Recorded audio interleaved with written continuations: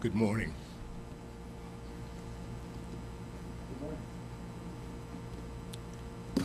First, I'd like to thank my Office of Attorney General team for the expertise, patience, diligence, and perseverance they all demonstrated to produce a thorough, highly detailed report. Since the investigation's inception, more than 25 of our staff members, including attorneys, policy advisors, investigators, and support staff, have dedicated countless hours over 4.5 years to thoroughly investigating and finalizing the clergy report we are releasing today. In particular, I'd like to take a moment to acknowledge the attorneys and policy advisors involved in this effort. I think they're all present today. First, Tom Verticchio, Assistant Chief Deputy AG, Caitlin McKellis, Senior Policy Counsel, Wendy Cohen, Senior Policy Advisor, Darren Kincaid, Deputy Bureau Chief of Special Litigation, Eileen Boyle-Perrick, Senior AAG, Isaac Freelick Jones, AAG, Sarah Gallo, AAG, Sandra Gallant Jones, AAG, John Hasinski, AAG, and Elizabeth Jordan, AAG. Thank you. The clergy report has been a long time coming.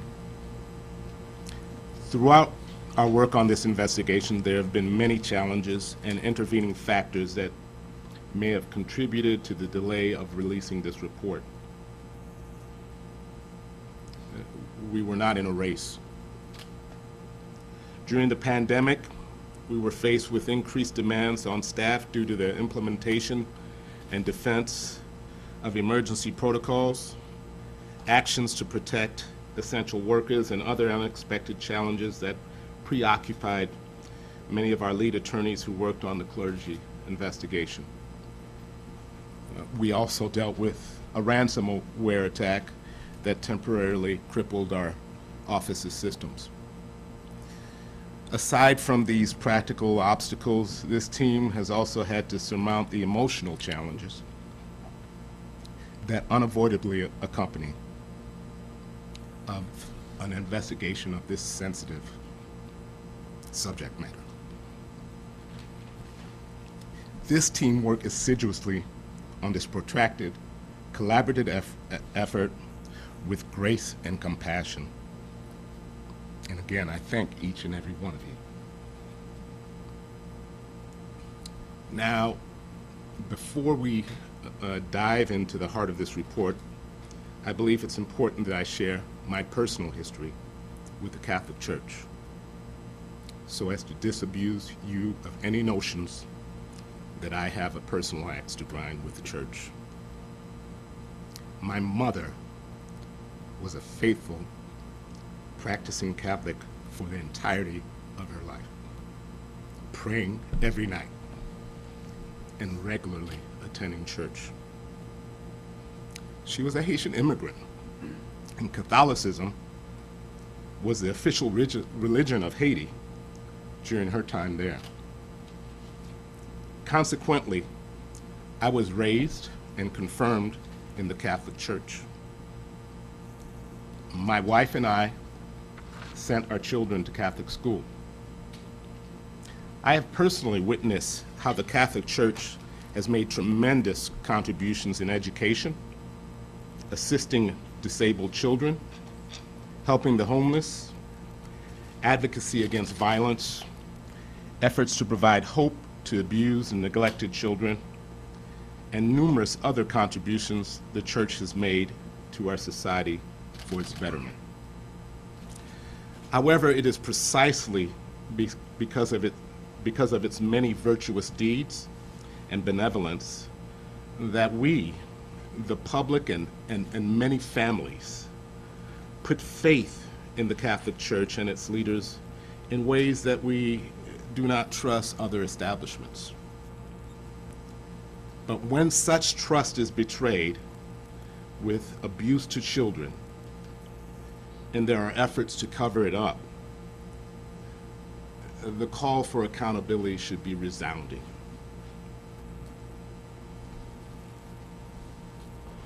We are here this morning to announce my office's report on a multi-year investigation into child sex abuse by members of the Catholic clergy in the state of Illinois. And this is our report. This report represents the state of Illinois' first comprehensive accounting of child sex abuse by members of the Catholic clergy in the 6 dioceses across Illinois, including the dioceses of Belleville, Joliet, Peoria, Rockford, Springfield, and the Archdiocese of Chicago. This investigation began in the latter half of 2018 under the leadership of then Attorney General Lisa Madigan. Even before I was sworn into office, I committed to continuing the investigation that my predecessor had initiated. Throughout the investigation, we had 2 goals. First, to obtain and provide a full public accounting of substantiated child sex abuse committed by Catholic clergy within the state of Illinois.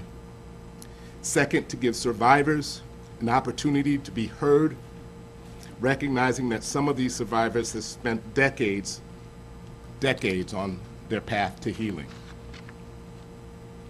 From the outset of the investigation, the leaders of the Illinois diocese pledged their full support and cooperation in assisting my office towards achieving these goals.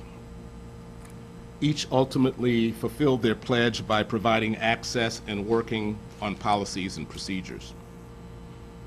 During our investigation, my attorneys and investigators examined thousands of files, reviewing more than 100,000 pages of documents held by the diocese. They spent endless hours engaged in interviews and conversations with the diocesan leadership and representations. Cooperation from the diocese aside, it was the survivors of child sex abuse who gave purpose and drive to this investigation. Absent their courage and willingness to come forward and discuss their experience, there would be no true investigative report. Over the course of this investigation, my office received more than 600 confidential contacts from survivors through emails, letters, in-person interviews, and phone calls. My investigation team prioritized treating each allegation with respect. They followed every lead that arose to ensure we conducted a thorough and comprehensive investigation. My team worked closely with survivors to record accounts of their experiences as children sexually abused by Catholic clerics.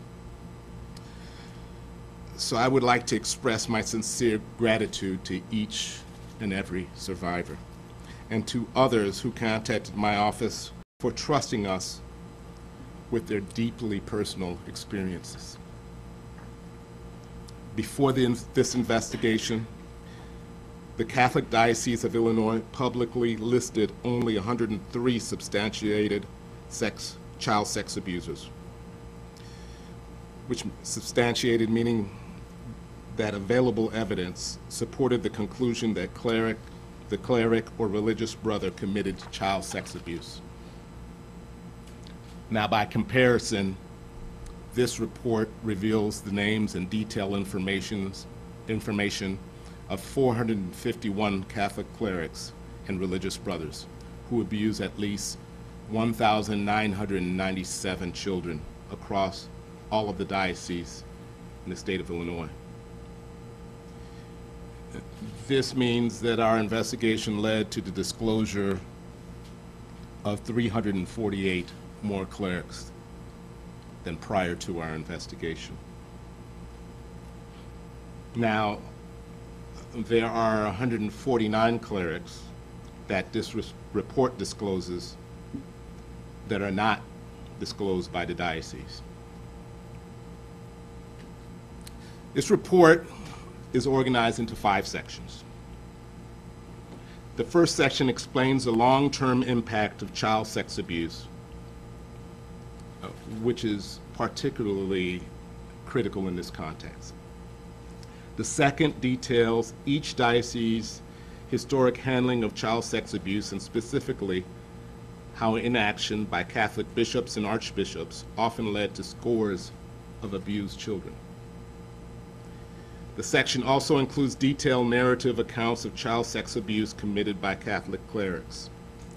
Many of these narratives are told from the survivor's point of view, written in consultation with the survivor and based upon their experience.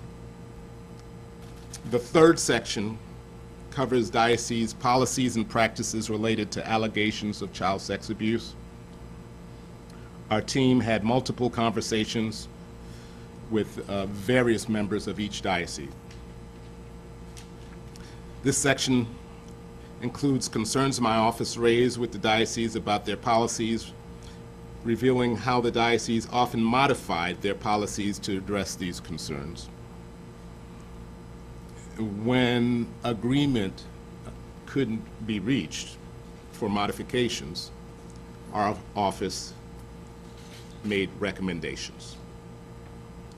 The fourth section discusses data analysis undertaken by my office with a recognized data expert, showing the extent of child sex abuse by clerics in each Illinois diocese year by year over a 70-year period.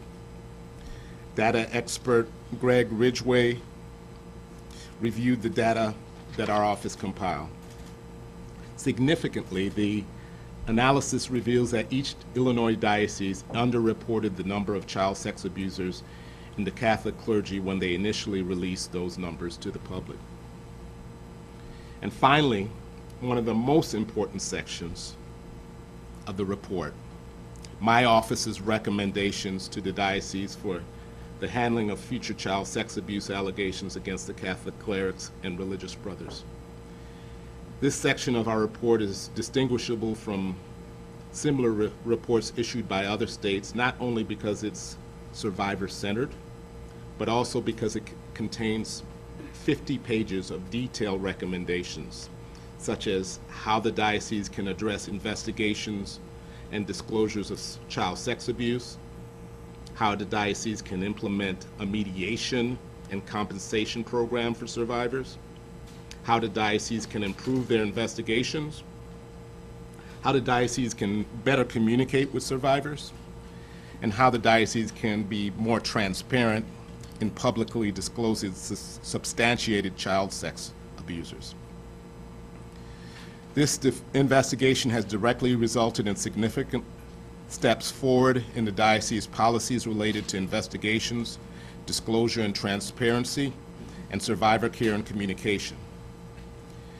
Decades of Catholic leadership decisions and policies have allowed known child sex abusers to hide, often in plain sight.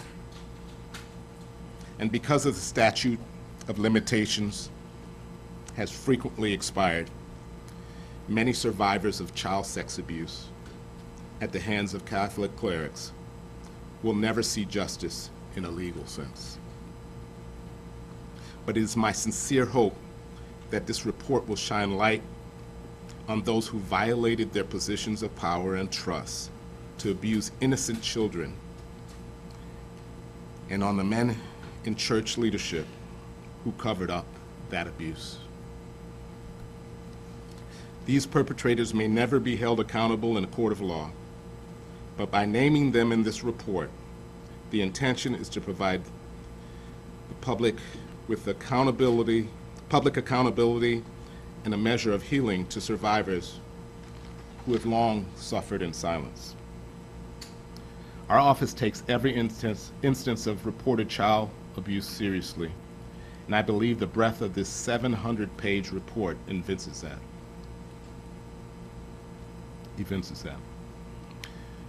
Moreover, we engage a consultant to design a website to ensure this information is easily accessible to the public. Nevertheless, the reality of child sex abuse does not end with this report. Consequently, I'd like to conclude by directing the public to appropriate agencies that can provide continued assistance and support. To report current child abuse allegations, we encourage you to contact the Department of Children and Family Services. And for past child abuse, the Survivors Network of Those Abused by Priests, or SNAP, can offer meaningful direction and support. I thank you for your time, and I want to again thank my staff and thank all of the survivors who've come forward, and at this point we'll take questions. Sir, the priests who are named, are they alive or dead? What is their status that you know now? There's a mix, and let me get to that data.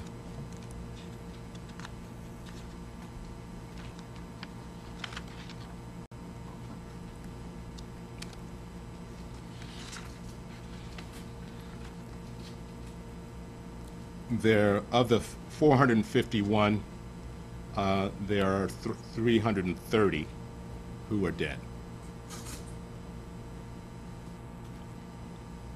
The Archdiocese repeatedly said that they had everything, everything's out there.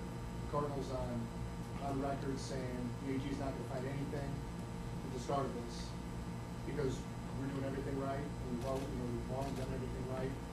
What does this tell you? I mean, again, to be blunt, has the church been lying to the public, or is this a quote oversight? Is it incompetence? Is it some combination? How would you characterize this? Well, as I mentioned, there were 103 disclosed prior to our investigations, and our investigations led to the disclosure of 348 more. I think the numbers sort of speak for themselves on that. Let me say that as I indicated, there was cooperation by the diocese. There was, as I speak of those numbers, there's still 149 clerics that the diocese do not disclose, that our report discloses. Can you clarify that? So it's 149, but it's 160 because some of them are spread to a couple dioceses, right? Correct. Can you explain the issue with external clerics, the reporting that the diocese did not do when they knew that somebody had a credible allegation against them, but they weren't part of? So that's the 149 that I mentioned, or the 160, if depending on how you want to count, were from religious orders, and I guess, position of the church. I'll let the church speak for themselves, but to the extent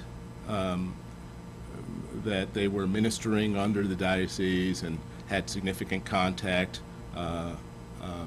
either in schools or otherwise, we considered as part of our investigation important to disclose each and every cleric that abused children. And that was a point of contention. Some dioceses did not want to release those names, correct? That's correct. There's 149, which is a significant number, more than the initial number of clerics initially disclosed by all the dioceses together. Mr. Raoul, when you look at the investigation in Pennsylvania and you look at the investigation here, can you put it in perspective in how it compares with the amount of Catholics there, the amount of Catholics compared to here, the amount of the population there, the amount of population here? And speaking to SNAP this morning, SNAP is saying these numbers are staggering, but that this investigation here in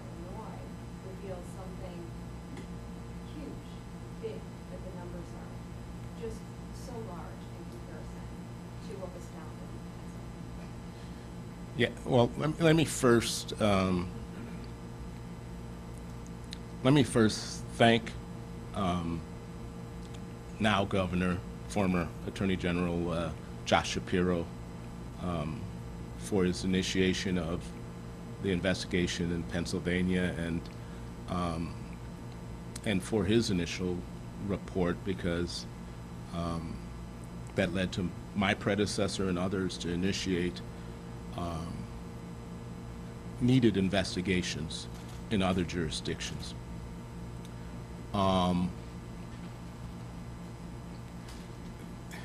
You know, I mentioned that we weren't in a race during my opening comments. We certainly weren't in a competition either. What we wanted to do is to be thorough, to allow voice to each and every survivor who had the courage to come forward, not to prematurely release an inadequate report, maybe because some of you all were asking, where's the report, where's the report? It was more important for us to get it right. I do believe there are distinctions between our report and other reports.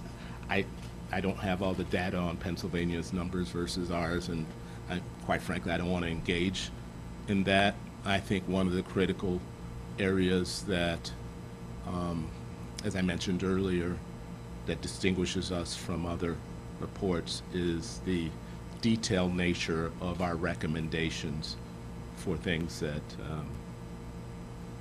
the diocese can still take up.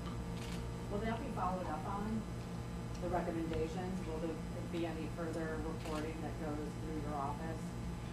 This is our final report on the clergy investigation.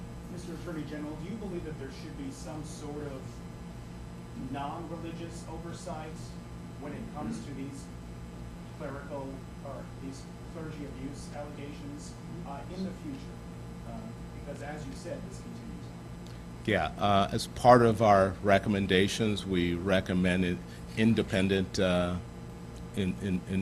investigations. In your eye, what is that independent oversight? Well, first of all, somebody outside of the church initiate an investigation.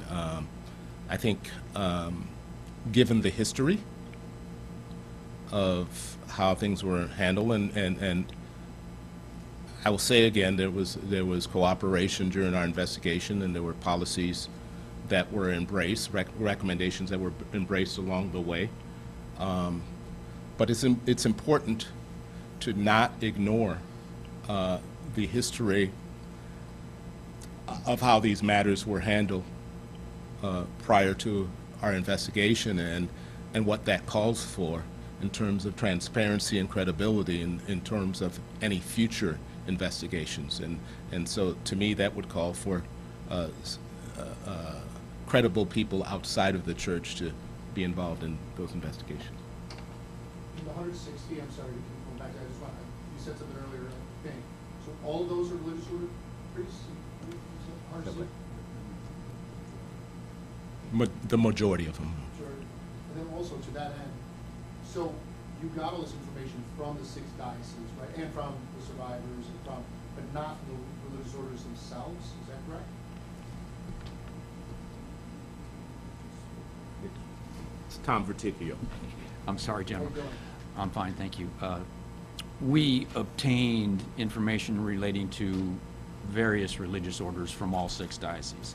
So while the investigation focused on the diocese, the religious order information was provided to us from the diocese. So indirectly, we did obtain information on religious orders across the board. To follow up on that, though, I mean, we talked previously about this, so, I mean, but the religious orders don't all turn this stuff over to the diocese, as you all know. In fact, probably most of them don't, or certainly many of them. So, that's sort of, so does this sort of, I mean, while the numbers are staggering, how much larger might the numbers really be? Because again, the diocese turned it over to you only by virtue of the orders given it to them. the orders didn't give it to them, there's nothing to turn over you. Therefore, is there a big vacant hole here where there's probably a lot more abuse that you don't know about in the diocese, may or not even know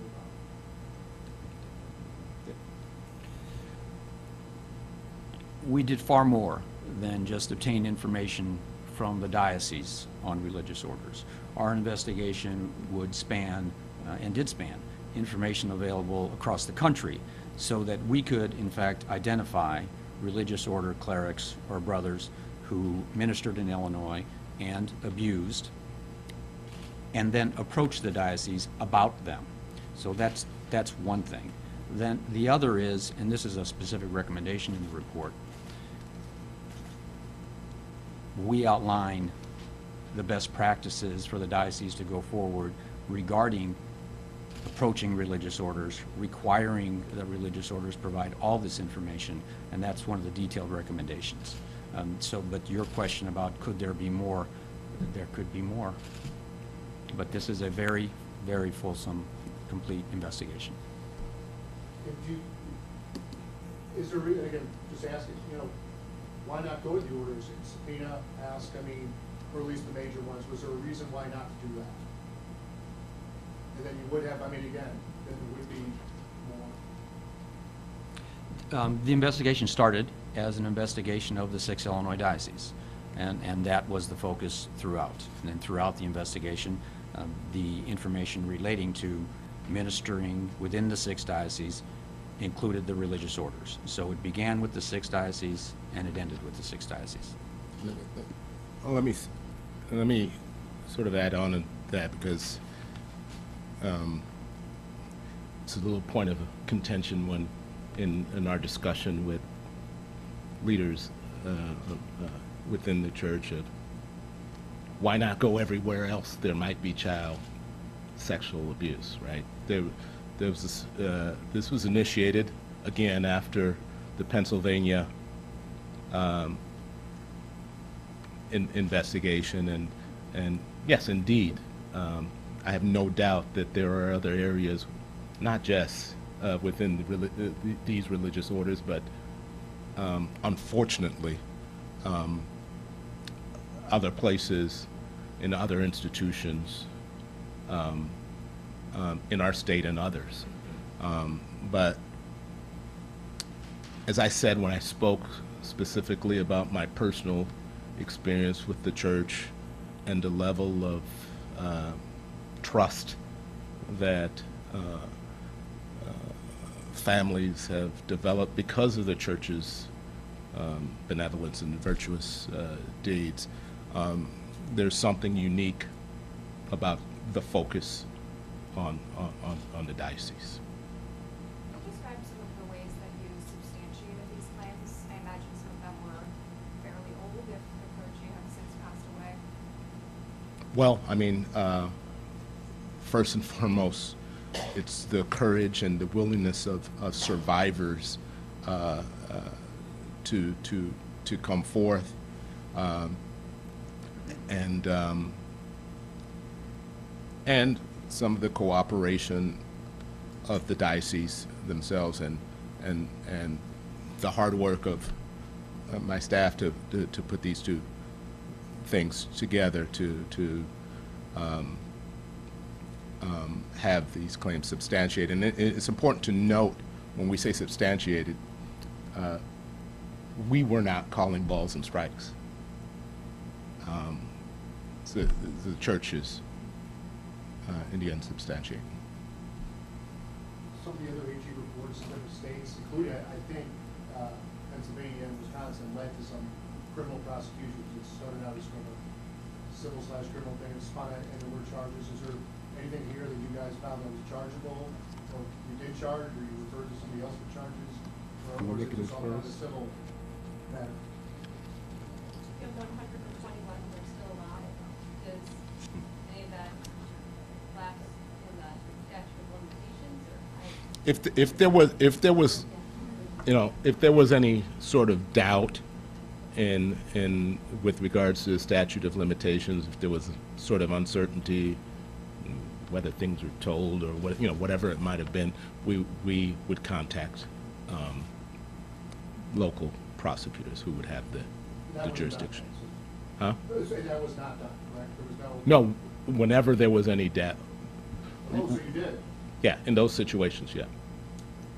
That doesn't mean that, you know, when I say that whenever there was any doubt, that doesn't mean that there wasn't a later assessment by those local prosecutors that the statute of limitations had indeed expired. Do you know how many referrals we? Offhand, I don't have that information.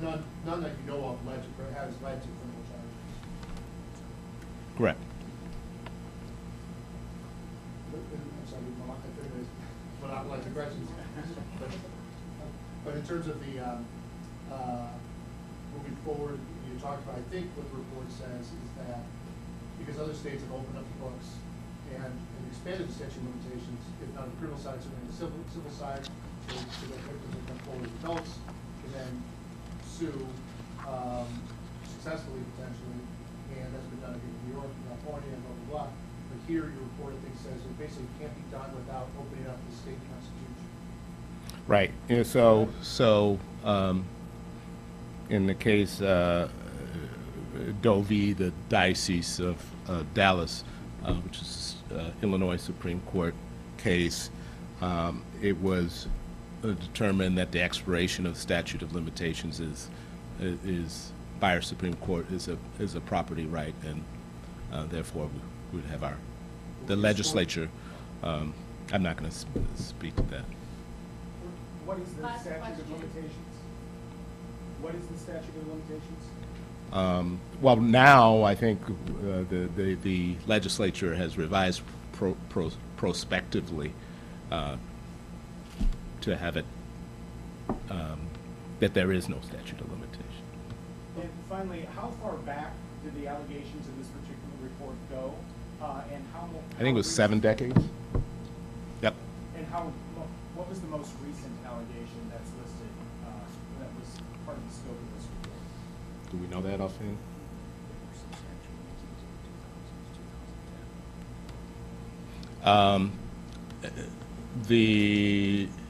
There were substantial ones into the 2000s, maybe around 2010 or so. I'm sorry, I sort of got cut off on my last question, but would you support amending the Constitution? Or I answered that I'm not speaking to that. Oh,